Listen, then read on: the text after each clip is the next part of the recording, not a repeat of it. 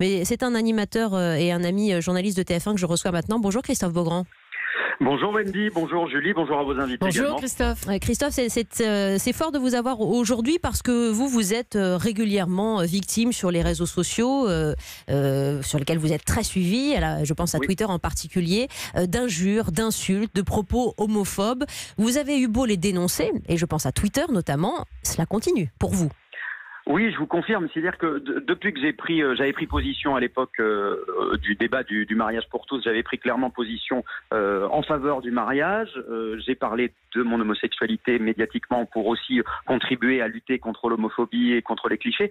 Et du coup, je me suis retrouvé une cible privilégiée pour tout un tas de réseaux liés également souvent à la fachosphère, l'extrême droite d'Internet, en tout cas parfois même lié aux religieux, voilà. Et je me suis retrouvé l'objet d'insultes très très violentes, et ça continue assez régulièrement, effectivement, hélas.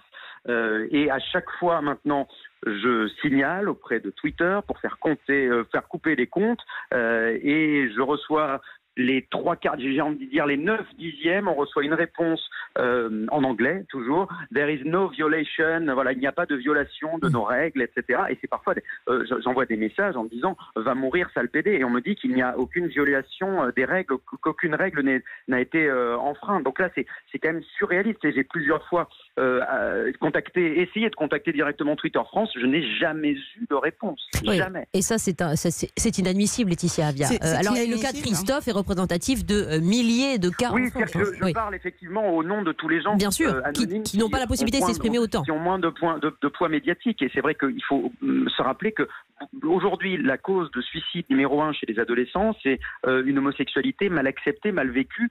Toutes ces insultes sur Internet, ça tue. Ça tue. Clairement, les mots peuvent tuer, et les mots peuvent tuer sur Internet. Laetitia Avia. Exactement. Et moi, je comprends exactement cette situation. Je suis dans la même situation en tant que femme noire, politique, venant de banlieue. Vous en subissez tous les jours. Voilà. Et j'en subis tous les jours. Et souvent même un message qui regroupe le tout.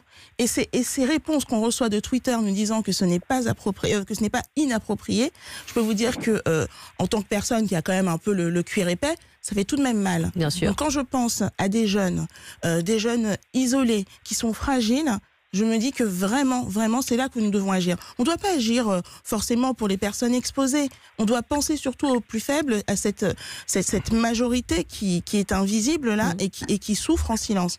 Et c'est là que Twitter, que l'ensemble des réseaux sociaux doivent prendre leurs responsabilités. Oui, parce que c'est pas une loi par principe, c'est une loi aussi parce qu'il y a de la souffrance. Vous l'exprimez bien, Laetitia Avia et Christophe Beaugrand.